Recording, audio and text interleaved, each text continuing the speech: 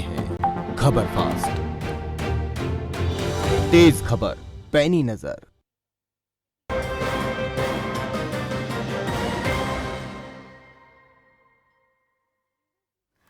नमस्कार, आप देख रहे हैं उत्तर प्रदेश लाइव और मैं हूं आपके साथ प्रीति सिमार। योगी सरकार में मंत्रियों के विभागों का बंटवारा हो गया है। सीएम योगी आदित्यनाथ ने गृह सूचना समेत 34 विभागों को अपने पास रखा है। डिप्टी सीएम केशव प्रसाद मौर्य को इस बार ग्राम विकास विभाग दिया गया है। दूसरे डिप्टी सीएम ब्रजेश पाठक को स्वास्थ्य विभाग मिला है। जितिन प्रसाद को इस बार केशव प्रसाद मौर्य वाला लोक निर्माण विभाग दिया गया। उपयोगिता देखकर जिस तरह से योगी मंत्री परिषद का गठन किया गया, ठीक उसी तरह कई मंत्रियों को विभाग भी उनके अनुभव और उपयोगिता को देखते हुए सौंपे गए हैं। ऐसे भी मंत्री हैं जिन्हें पिछले कार्यकाल वाले विभाग फिर से दिए गए हैं। पुराने मंत्रियों को पुराने विभाग देकर शुरू हुए कार्यों को उसी रफ्तार से आगे बढ़ाने का संदेश दिया गया है। मुख्यमंत्री योगी आदित्यनाथ के मंत्रियों का कद तो पद देकर तय किया गया, लेकिन विभाग वितरण में समन्वय और नतीजों की चिंता भी साफ नजर आ रही है। कद की बात करें तो मुख्यमंत्री के बाद दोनों उप मुख्यमंत्री आते हैं और दोनों ही उप मुख्यमंत्रियों को लेकर कई तरीके के सवाल उठने शुरू हो गए थे। माना यह जा रहा है कि विभाग के वितरण में उन सवालों को हल करने की कोशिश की गई है और सियासी नजरिए से ज्यादा महत्वपूर्ण माने जाने वाले कई बड़े विभागों की जिम्मेदारी अन्य वरिष्ठ मंत्रियों को दी गई है। तो यहाँ पर योगी मंत्रिमंडल में अब जो है विभागों का बंटवारा हो चुका है और ऐसे में यहाँ पर चुनौतियां भी बेशुमार है, जिनको लेकर आज हम बात करने वाले हैं। कुछ खास मेहमान हमारे साथ जुड़ेंगे जिनके साथ हम चर्चा करेंगे। कौन है वो खास मेहमान, उनका परिचय आपसे हम करा देते हैं। हमारे साथ यूपी से राजनीतिक संपादक संजीव कपासिया जुड़ गए हैं, उनके साथ वरिष्ठ पत्रकार प्रभात त्रिपाठी मौजूद हैं और साथ ही साथ बीजेपी प्रवक्ता एसएन सिंह हमारे साथ जुड़ गए हैं। सर नमस्कार, स्वागत है आपका खबर फास्ट पर। और सपा प्रवक्ता मोहम्मद तारिक हमारे साथ जुड़ गए हैं। मोहम्मद तारिक नमस्कार, स्वागत है आपका खबर फास्ट पर। संजीव जी, सबसे पहले आप ही के पास आना चाहूंगी। पोर्टफोलियो यहाँ पर सभी मंत्रियों को दे दिए गए हैं, लेकिन चुनौतियां कहीं ना कहीं बेशुमार आगे देखने को मिल रही है। तो किस तरीके की चुनौतियां आप देखते हैं, जरा वो भी बताएं, क्योंकि आप भी बेहतर तरीके से इन चीजों को समझते हैं। वही प्रभात त्रिपाठी जी किस तरीके से इस नई कैबिनेट के विभागों को देखते हैं, उनसे भी जरा पूछे कि वो किस तरीके से इसे देखते हैं और वो क्या चुनौतियां आगे भविष्य में देखते हैं योगी सरकार के लिए।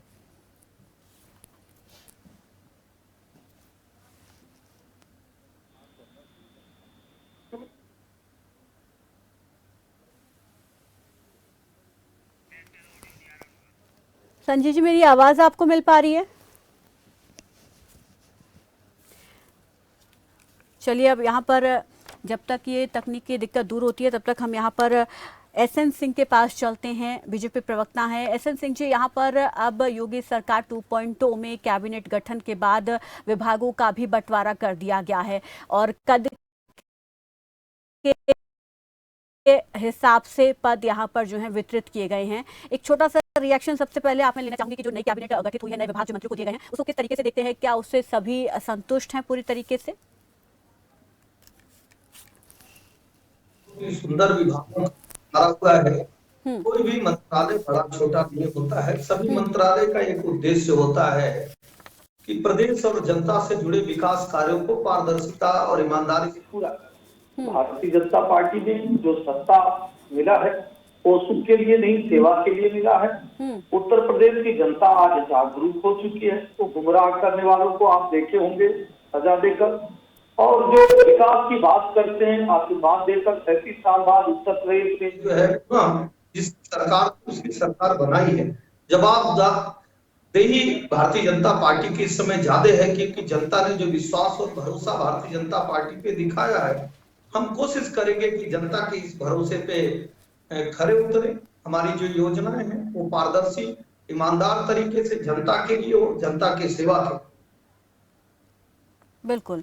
यहाँ पर हमारे साथ प्रभात त्रिपाठी जो हैं वो फोन लाइन पर जुड़ गए हैं। सबसे पहले मैं अब उन्हीं के पास जाना चाहूंगी। प्रभात जी, यहाँ पर मैं आप ही से समझना चाहूंगी, सबसे पहले तो जो नए पोर्टफोलियो के तहत विभाग दिए गए हैं उसको आप किस तरीके से देखते हैं प्रभात जी? देखिए प्रीति जी, जिस तरीके से योगी 2 के विस्तार के बाद अटकलें लगाई जा रही थी कि क्या विभाग किस कद्दावर मंत्री को कौन सा विभाग मिलेगा, सबसे ज्यादा जो चर्चा में था वो केशव मौर्य को लेके कि पीडब्ल्यूडी विभाग उनके पास जाएगा कि नहीं जाएगा, ब्रजेश पाठक को कौन सा विभाग मिलेगा। मैं प्रीति जी एक बात बता दूं, आपके राजनीतिक संपादक संजीव कपासिया जी भी थे आज यहाँ पे विधानसभा में, और लगातार सारे लोगों से हम लोगों की बात हुई, जितने भी कद्दावर मंत्री हैं, चाहे वो भूपेन्द्र चौधरी हो या ब्रजेश पाठक हो या आपके केशव मौर्य हो। देखिए, उत्तर प्रदेश के मुख्यमंत्री योगी आदित्यनाथ जो पहले यूपीए अपने योगी 1 के कार्यकाल में जिन मंत्रियों को नहीं हटा पाए थे, बहुत चर्चा चली 2 साल से कि फलाने मंत्रियों का विभाग जा रहा है, क्योंकि देखिए कहीं ना कहीं जो गड़बड़ किया जिन मंत्रियों ने, योगी जी ने एक कांटे से सबको निकाल दिया। और ये कहा जाए कि केंद्र से मोदी की चली है मंत्रिमंडल बनाने में, लेकिन विभाग बंटवारे में योगी जी की चली है। योगी जी ने जिस तरीके से एक सुशासन की और एक जिस तरीके से तस्वीर पेश की 5 साल सरकार में काम करके कि हम 24/7 काम करेंगे और 0 टॉलरेंस में काम करेंगे और मंत्रियों को काम करना होगा। आज उन्होंने 100 दिन का लक्ष्य भी दे दिया मंत्रियों को कि 100 दिन के अंदर जो जो योजनाएं हैं या जो जो मुद्दे विपक्ष ने उठाए थे, जैसे कि आपका जो किसानों का मुद्दा था, छुट्टा जानवर का मुद्दा था, और जिस तरीके से आपके बेरोजगारी का मुद्दा था, जिस तरीके से देखिए सबसे बड़ा जो फोकस किया है मुख्यमंत्री योगी आदित्यनाथ ने, केशव मौर्य को ग्राम विकास मंत्रालय दिया है। एक बड़ा मंत्रालय है जो जमीन से जुड़ा हुआ है, और ब्रजेश पाठक को स्वास्थ्य मंत्री दिया है, और जो आईएएस जो रिटायर होकर BRS देके आए थे उनको नगर विकास मंत्री दिया गया है, बहुत बड़ा, और ऊर्जा विभाग दिया गया है। भूपेन्द्र चौधरी पे फिर विश्वास मुख्यमंत्री योगी आदित्यनाथ ने जताया है, क्योंकि बहुत ईमानदार पश्चिम से वो आते हैं, और जिस तरीके से उन्होंने एक परफॉर्मेंस अपनी दिखाई, उनको फिर से आपका पंचायत राज मंत्री बनाया है। और जिस तरीके से सौमेन तोमर एक मंत्री बने हैं गुजरों में, उनको विभाग भले उनको नेडा वैकल्पिक ऊर्जा दिया गया, उनको अच्छा विभाग देना चाहिए था, लेकिन यह है कि परफॉर्मेंस के आधार पे निश्चित तौर पे मंत्रियों का जो है कहीं ना कहीं एक टेस्ट किया गया है, रिपोर्ट टेस्ट योगी ने किया है। और एक चीज और मैं बता दूं आपको, विधानसभा का बजट सत्र आ रहा है जो 6.5 लाख का भारी भरकम बजट आ रहा है उत्तर प्रदेश के विधानसभा का, जिसमें वो पहले बजट में ही 20,000 नौकरियों की व्यवस्था कर रही है योगी सरकार। और जो भी उन्होंने वायदे किए थे, ये छुट्टा जानवरों का एक आयोग बनाने की बात थी, और जिस तरीके से 6.5 लाख करोड़ का बजट आएगा योगी सरकार का, जो पहला योगी 2 का पहला बजट होगा, उसमें 20,000 नौकरियों का एक ऐलान होगा, उस बजट में पूरी व्यवस्था की जाएगी। तो जो सारा पैसा बजट का एक एलोकेशन किया जाएगा, और मंत्रियों को निर्देश दे दिए गए हैं कि 6 महीने के अंदर अगर मंत्रियों का परफॉर्मेंस अच्छा नहीं होगा तो उनके विभाग बदल दिए जाएंगे। हो सकता है कि उनको हटा के संगठन में ले जाया जाए या उनकी छुट्टी कर दिया है, क्योंकि अब योगी जी 2024 को लेके मैदान में बिल्कुल 24 को लेकर यहाँ पर जो है आगे की रणनीति अब इन मंत्रिमंडल और पोर्टफोलियो के आधार पर हम देख पा रहे हैं, तो कितना फायदेमंद ये 2024 के लिए रहेगा प्रभात जी, वो भी मैं आपसे समझूंगी, लेकिन मोहम्मद तारिक का एक बार यहाँ पर रुक कर लेते हैं, उनको भी चर्चा में शामिल कर लेते हैं। मोहम्मद तारिक, आप किस तरीके से इस कैबिनेट को देखते हैं, और जो पोर्टफोलियो यहाँ पर रहा है अब सभी मंत्रियों का, जो नए विभाग उनको दिए गए हैं, क्या लगता है ये चुनौतियाँ रहेंगी? और आपके लिए 2024 में अगर सभी जो कैबिनेट मंत्री हैं वो अच्छा काम करेंगे तो कहीं ना कहीं जो विपक्ष है उसके लिए और चुनौती बढ़ जाएगी? नहीं, देखिए, इसमें मेरा ये कहना है कि ये बिल्कुल मैं इस कैप्टन पे छोड़ता हूँ कि वो किस अपने प्लेयर को क्या जिम्मेदारी देता है, हमारा वो काम नहीं है। वो अपने मान लीजिए उनके पास 40-50 प्लेयर हैं, वो रोल अपने प्लेयर का तय करें, उसमें हमारा कोई खास हस्तक्षेप नहीं है, मगर उनका रोल क्या होगा, वो क्या करते हैं अपने डिपार्टमेंट में, इस पे बहुत पैनी नजर खुद अखिलेश यादव जी विधानसभा में बैठकर खुद रखेंगे और हम लोग बाहर से रखेंगे। एक बात जो मैं इस मंत्रिमंडल पे उठाना चाह रहा हूं वो ये है कि आपने देखा था जब ये सरकार बनी बीजेपी की उत्तर प्रदेश में, तो मोदी जी ने कहा था कि लोगों ने जातियों को छोड़कर वोट दिया है, लेकिन आप ये देख लीजिए कि इनकी कैबिनेट और इनके जो डिप्टी सीएम हैं उनमें जातियों का कितना विशेष ध्यान रखा गया, कितने ज्यादा दिन तक मंथन किया कि डिप्टी सीएम आपका एक बैकवर्ड हो जाए, और अगर किसी हम पंडित को हटा रहे हैं तो एक पंडित ही आए। ये क्या जाति के ताने बाने में बना हुआ खेल नहीं है क्या? कई ठाकुरों को सिर्फ इसलिए रोक दिया गया, वो बहुत काबिल थे क्योंकि वो ठाकुर में मंत्री ना बने। तो प्रधानमंत्री जी बिल्कुल अपने ही वर्ड्स को यहाँ पर ईट किए हैं, और उन्होंने जाति का ताना बाना बनाकर ही मंत्रालय को चुना है। तो जब आप दिल्ली से कहते हैं कि लोगों ने जाति से उठकर वोट दिया है, तो लोगों ने वोट तो दे दिया जाति से उठकर, आपको मुबारकबाद उसकी, लेकिन मंत्रालय में आपने फिर से वही काम किया कि जातियों का ताना बाना आप उत्तर प्रदेश में बना ले। तो वो बात आपकी बिल्कुल मुझको छलावा लगती है प्रधानमंत्री की, वो इनकी कैबिनेट में एकदम नहीं दिखी है। बहुत से और भी काबिल लोग थे, जैसे उदाहरण के तौर पर मैं कह दूं कि स्वास्थ्य मंत्रालय किसी डॉक्टर को देना चाहिए या स्वास्थ्य से जुड़े हुए आदमी को देना चाहिए। ब्रिजेश पाठक पहले कानून मंत्री थे, अब आपने स्वास्थ्य दे दिया, तो स्वास्थ्य एक निगेटिव कोरिलेशन है, उस डिपार्टमेंट को समझने में थोड़ा सा टाइम लगेगा। रिटायर्ड आईएएस है सुरेश खन्ना थे आपके पास, उससे पहले नगर विकास देखते थे, आप उन्हीं के पास नगर विकास रहने देते। आपने सफर किया, मैं फिर से कह रहा हूं कि कैप्टन की अपना रोल है, वो किस प्लेयर से क्या लेना देना चाहता है, मगर ये इस चीज से मेरा सवाल बिल्कुल है कि आपने कहा था कि आप जाति से ऊपर उठ के लोगों ने वोट दिया, मगर वोट तो दिया, मगर अपनी कैबिनेट में आपने फिर से वही जातिवाद दिखाया और बुरी तरीके से दिखाया। एसएन सिंह जी, क्या ऐसा ही है? कहा जा रहा है कि जात पात से ऊपर उठ के लोगों ने वोट किया, लेकिन कैबिनेट में कहीं ना कहीं जाति का ताना बाना बुना गया। देखिए प्रीति जी, आदरणीय प्रधानमंत्री जी ने ये जरूर कहा कि इस बार लोग जातियों के जंजीरों को तोड़कर विकास को अपनाए, विकास को वोट दिए। क्योंकि पहले क्या होता था, केवल ये कहा जाता था कि आप हमको वोट इसलिए करिए कि हम फला जाति के हैं, और जब सरकार भी आती थी तो आप देखे होंगे 95 में से 80 एसडीएम एक ही जाति के हो जाते थे। भारतीय जनता पार्टी उस राजनीति को बदलना चाहती है। जो जातियां हैं वो सामाजिक व्यवस्था की एक अंग हैं, वो जातियां पहले भी थी, आज भी हैं और आगे भी रहेंगी, और ये रहना भी चाहिए। अभी हमारे भाई जिस धर्म से आते हैं उसमें जाति को छोड़कर सिर्फ धर्म संप्रदाय की बात की जाती है। क्योंकि डिबेट आज दूसरे विषय पे हो रहा है, इसलिए उस पर कभी बहस कर लिया जाएगा। मैं प्रधानमंत्री जी की बात का खुले दिल से स्वागत करता हूं।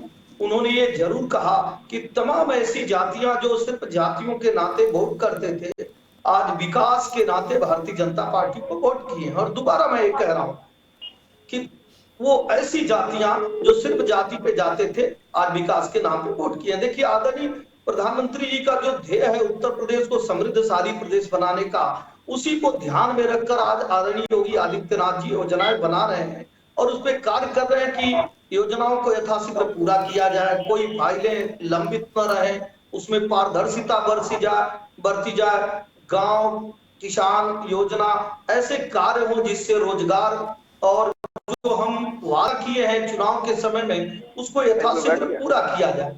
लेकिन हम और सरकार अभी दूसरा ये कह रहे थे योग्यता के आधार पे देने के लिए, तो मैं छोटा सा एग्जांपल देना चाहूंगा।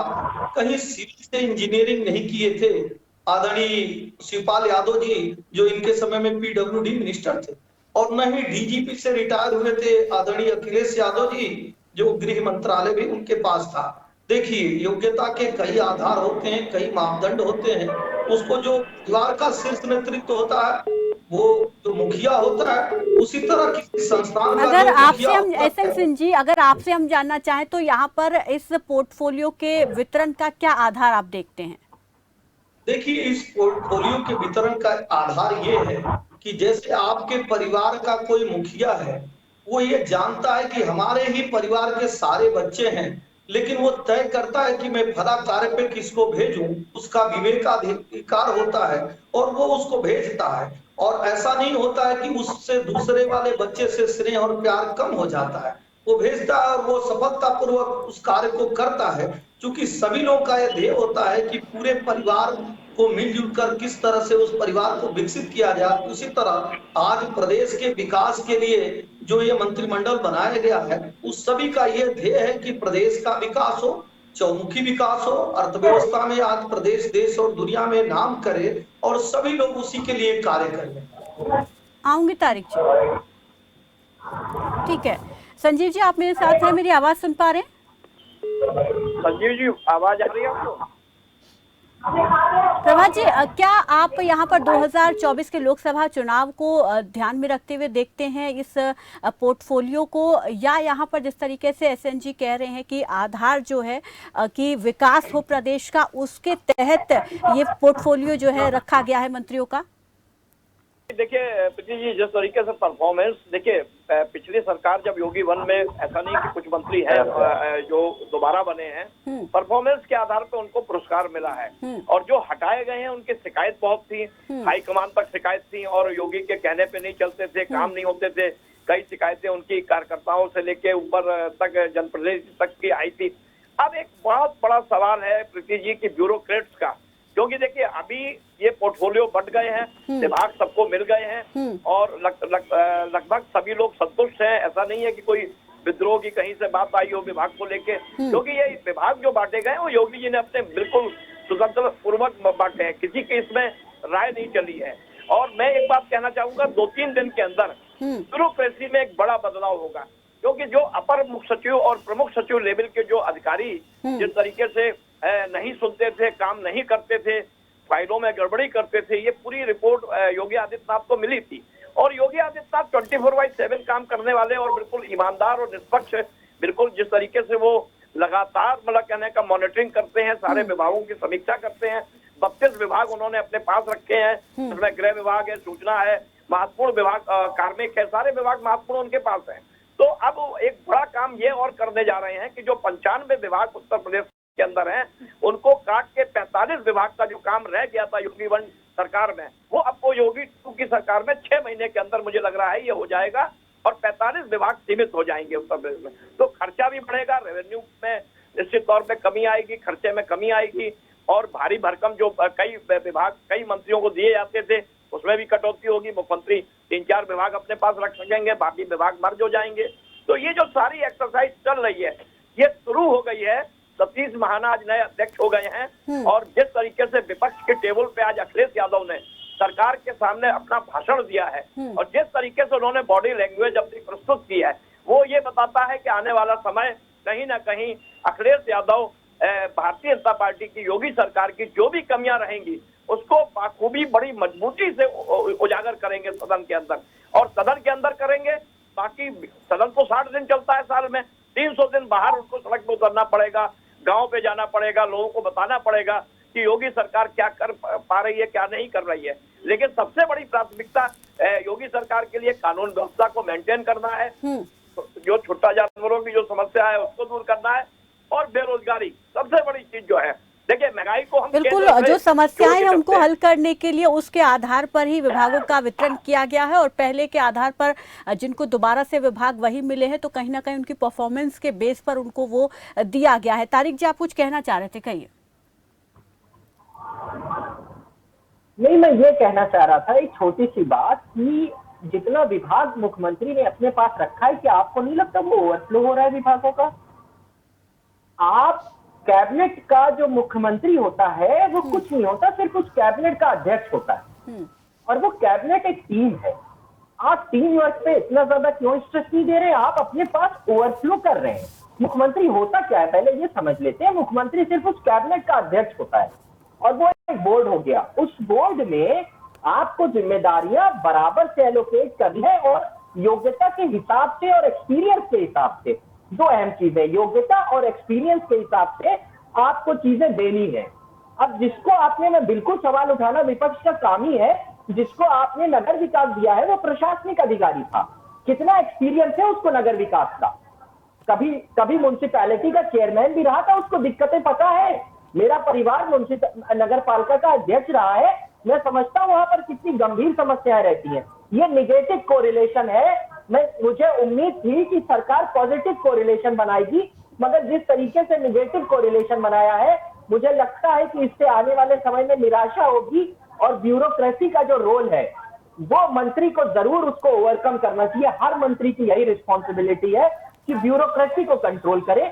और ठीक है, वो अब जिनको विभाग दे दिए गए तो अब उनको परफॉर्म करना पड़ेगा। उसके लिए यहाँ पर जो है अल्टीमेटा एक तरीके से दिया गया है कि 6 महीने का वक्त सभी मंत्रियों के पास होगा कि वो अच्छा परफॉर्म करे, नहीं तो फिर उसमें बदलाव भी हो सकता है। तो कहीं ना कहीं ठीक है, जिसको जानकारी नहीं है उसको विभाग दे दिया, लेकिन कहीं ना कहीं उस पर प्रेशर रहेगा, उसको काम करना ही पड़ेगा। SNG मैं आपके पास आऊंगी, लेकिन उससे पहले संजीव जी मेरी आवाज सुन पा रहे हैं आप? लगता है संजीव जी की आवाज उन तक नहीं पहुंच पा रही है। SNG बोलिए।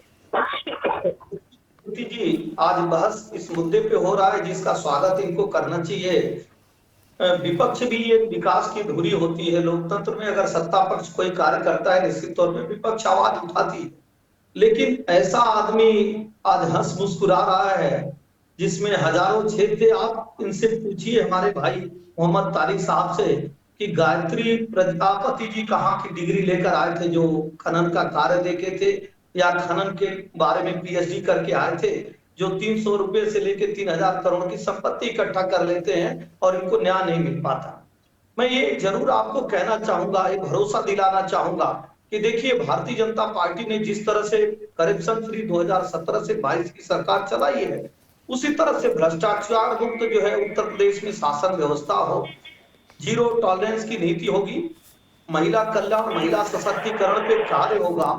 हम ऐसे योजनाओं को लेकर आएंगे जिससे रोजगार सृजित होगा।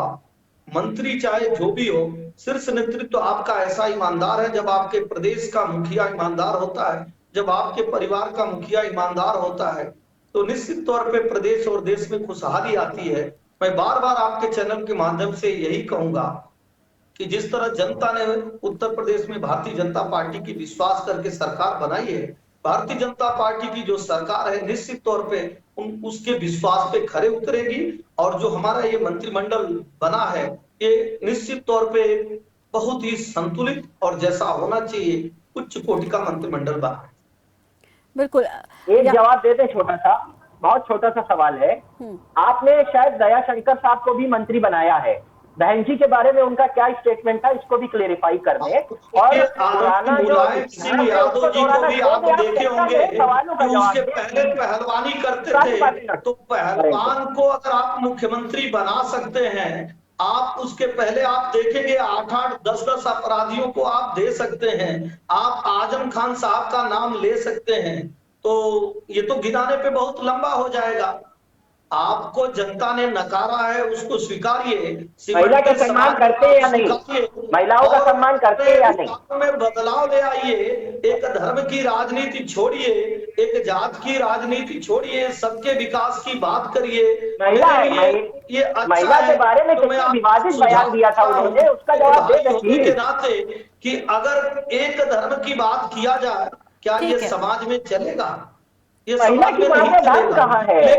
ठीक है प्रभात जी, ठीक है, ये अब ये जिन मंत्रियों को जिम्मेदारी मिली है अब उनकी जिम्मेदारी बढ़ जाती है, उनके लिए चुनौती बढ़ जाती है कि वो किस तरीके से काम करेंगे अपने विभाग में। ठीक है, वो हम भविष्य में देखेंगे। अभी शुरुआत हुई है तो सब पॉजिटिव उम्मीद के साथ ही आगे बढ़ें।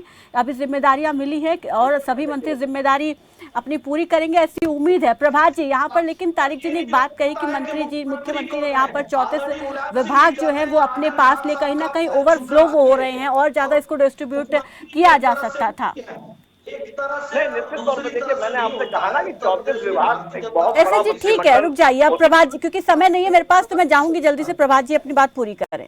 हाँ, मैं ये कह रहा था कि अभी ये 45 विभाग जो करने की बात हो रही है ये पाइपलाइन में चल रही है, लेकिन इस 6 महीने के अंदर अंदर मुख्यमंत्री योगी आदित्यनाथ जो काम अपने संभालते हैं उसको पूरा करते हैं, तो ये एक बहुत बड़ा क्रांतिकारी कदम होगा। इससे बहुत रेवेन्यू भी बचेगा।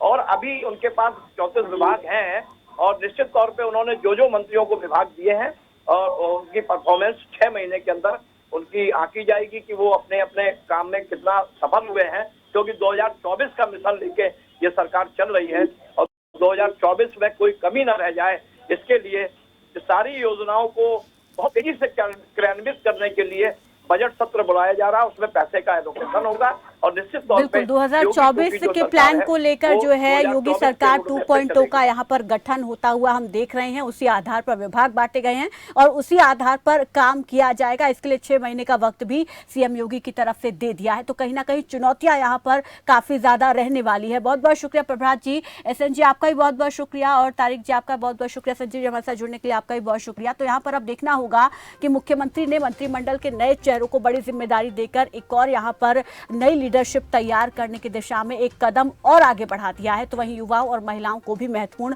विभाग सौंपकर वोट बैंक को साधने का प्रयास किया है। साथ ही इस बार योगी सरकार 2.0 में कद के हिसाब से पद देकर पार्टी को मजबूती देने का आधार यहां पर बनाया जा रहा है, ताकि ये 2024 में काम कर सके और इसका पार्टी को फायदा हो सके। अब कितना जो नए कैबिनेट मंत्री काम करेंगे और कितना पार्टी को फायदा दिला पाएंगे, ये आने वाले समय में पता चलेगा। फिलहाल के लीजिए मुझे दीजिए इजाजत। नमस्कार।